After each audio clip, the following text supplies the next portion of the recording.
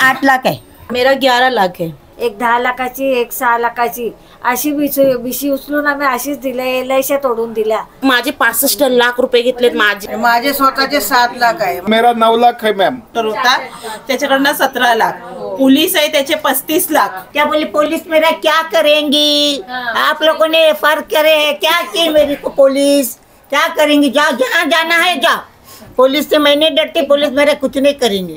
साहेब इकडचे स्थानिक खाडाड्यातले आपले लोक आहेत आणि एक बाईने ह्या सगळ्यांच्याकडून पैसे घेऊन कोणाला कळवलं पण नाही ते काय झालं आणि मोठ्या प्रमाणात कमीत कमी 50 कोटीच्या वर मोठी रक्कम आहे लोकांच्याकडून, कोणाच्याकडून 52 लाख, कोणाच्याकडून 1 कोटी, कोणाच्याकडून 5 लाख, कोणाच्याकडून 1.5 लाख, 50,000 अशा प्रमाणात पैसे घेऊन फसवणूक केलेली आहे। डेलिगेशन पाठवतो कडक कारवाई करणं अपेक्षित आहे। महिला आहेत सगळ्या आपण मोजायला गेलो, कॅल्क्युलेट करायला ते कोट्यात आहे। कमीत कमी 5 कोटीचं कॅल्क्युलेशन इकडेच लोक तुम्हाला सांगू शकतात कुठून घेतलेलं आहे। त्या बाईला शोधायला बऱ्याच ठिकाणी या लोकांनी पोलीस स्टेशनच्या खेपा घातलेल्या आहेत। हॅलो धुमा, एक सिरियस विषय आहे। आमदार साहेबांकडून 25-30 महिलांचं डेलिगेशन मांडलेलं आहे। विषय असा, हात दांड्यामध्ये महिला, त्या महिलेने वेगवेगळ्या महिलांकडनं बरेचसे पैसे घेतलेले आहेत गुंतवणुकीसाठी। तुम्हाला जर आर्थिक गुन्हे शाखेकडे जर वर्ग करायचं तर ते माझा अधिकार नाही। मग तुम्हाला एक अर्ज मला द्यावा लागेल आणि एक अर्ज आर्थिक गुन्हे शाखेला द्यावा लागेल आणि त्या किंवा सीपींना द्यावा लागेल आणि सीपी साहेबांना सांगावं लागेल की हा तपास जो आहे हा तपास खार पोलीस स्टेशनवरनं काढून आर्थिक गुन्हे शाखेला द्या। ओके, लक्षात आलं का? ते माझा अधिकार नाही, आर्थिक गुन्हे शाखा माझ्या अंडरमध्ये नाही। पण जर तुम्हाला असं वाटत असेल की खार पोलीस स्टेशनने तपास करा तर मी खार पोलीस स्टेशनला सांगितलेलं आहे 7 दिवसाच्या कालावधीत।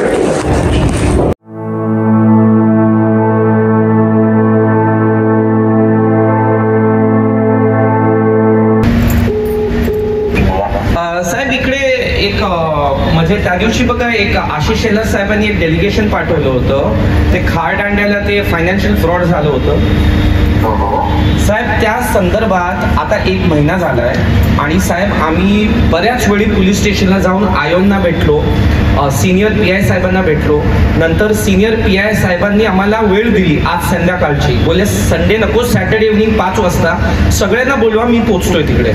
आणि साहेब कार्यक्रमात सगळे लोक आता माझ्यासमोर जमा झालेले आहेत आणि कोणी पोलीस स्टेशनचे आयो नाही आलेत, सपोर्टिंग आयो आहेत तेही नाही आले, सिनियर PI नाही आले आणि साहेब 1 महिना झाला काहीच प्रोग्रेस नाही।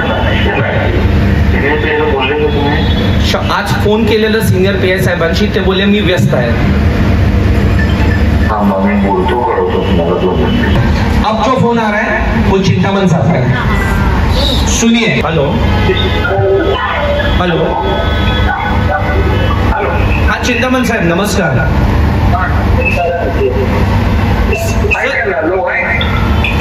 साहेब बोला। हो साहेब बरेच लोक आहेत आणि साहेब तुमच्यासाठी थांबलेले आहेत, या ना प्लीज। ओके धन्यवाद साहेब।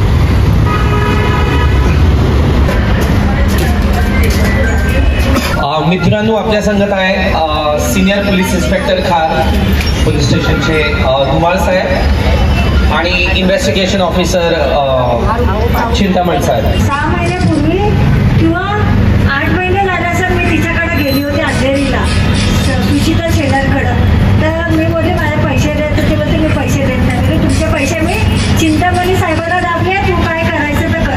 आज माझे 70 लाख आहे, माझ्या पोरांना नोकऱ्या नाही, मला दुकानात घेऊन त्यांना दुकानात देऊन त्यांना हे करायचं होतं, सेटलमेंट करायचं होतं। आज माझा सगळा पैसा तिच्याकडे गेलाय, दागिने घाट जाऊन माझ्या पोरांच्या एलआयसी तोडून बोलते पोलिस माझा काय नाही करणार। चिंतामणीला मी सगळे पैसे दाबले होते, ते तशीच म्हणते किती लढणार। मला तिने आहे ना चिंतामणी साहेबांची धमकी दिली होती, बोलते जा तुला नाही ऐकायचं आहे ना माझी केस चिंतामणी साहेबांकडे आहे, जा बोली खार स्टेशनला। सर्वांचा बोलण्याचा प्रश्न हे आहे काय, त्याच्याकडे कोण पण जातं ना ते नुसतं चिंतामणी साहेबांच्या सर्वांना धमकी देते। पण उसको हम चाहते जेल में देखना। आप लेके गए हमको आशीष शेलार के पास, सर हमको बहुत हिम्मत आया। आशीष शेलार ने तुरंत कॉल लगाया आपके सामने, हमारे सामने। हम तभी का तभी बांद्रा पुलिस स्टेशन गए,